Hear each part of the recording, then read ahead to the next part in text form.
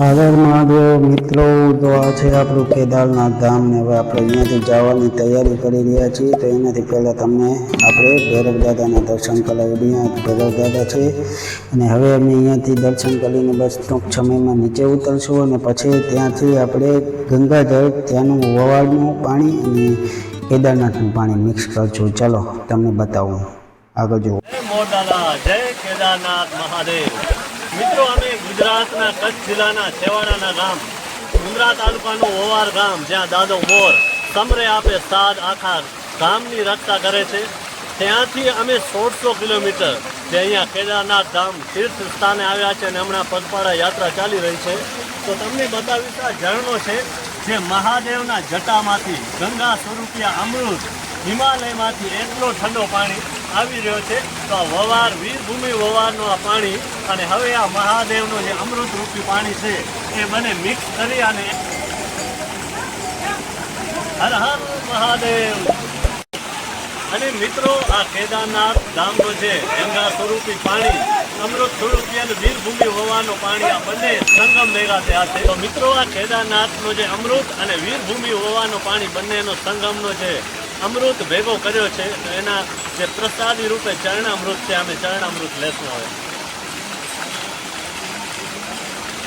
જય હો, જય હો દેવ, જય મોડાલા।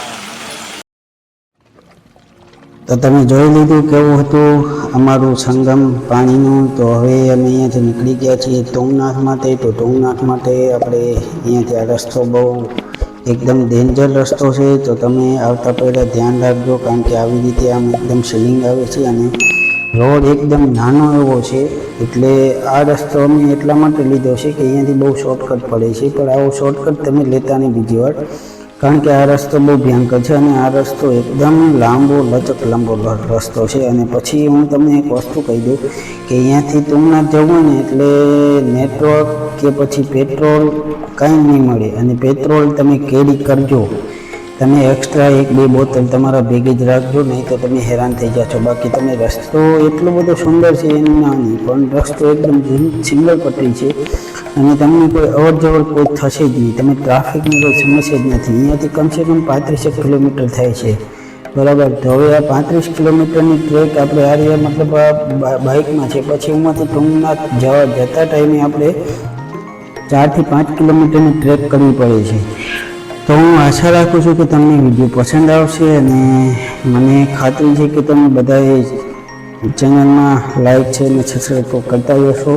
અને તમે આ જોઈ શકો છો કેવી મોટા મોટા ઝાડવા છે, આપણે આ બહુ સુંદર, અતિ સુંદર છે એની નાની, પણ અહીંયા તમે બહુ વાઘ છે, દીપડા બધું કંઈ પણ આવી શકે છે। એટલે અહીંયા તમે જતા પહેલાં તમે એક વસ્તુ યાદ રાખજો કે તમારી સેફટીમાં તમે ચાલજો, બરાબર ને। બાકી મારું કામ છે તમને ગાઈડ કરવાનું, તો ગાઈડ હું તમને પૂરેપૂરી કરી દે, પણ સાવચેતી તમારી અને બાકી તમારા ઉપર છે, તમારે આ રસ્તે જવું ના જવું, બરાબર ને। એટલે અહીંયા તમે ગુપ્ત કાશી થઈને આ રસ્તો આવે છે, એટલે આપણે આ જોઈએ તમે જો આ કોઈક આવી રીતે આવશે, બાકી તમને આવી રીતે કોઈ જોવા મળશે નહીં। બાકી આપણા જેવા હોય ને જે અવોડિયા એ આ રસ્તે ચાલે છે, બાકી કોઈ ટ્રાફિકની કોઈ સમસ્યા તમને મળશે નહીં। એટલે અહીંયા કને એમ કહેવાય કે મિની સ્વિટ્ઝરલેન્ડ પણ અહીંયા કને કહેવાય છે, આ સ્થળને આ રસ્તા ઉપર આવે છે, એટલે મિની સ્વિટ્ઝરલેન્ડ પણ કહેવાય છે। બાકી મળશું બીજા વર્ગમાં। હર હર મહાદેવ, જય।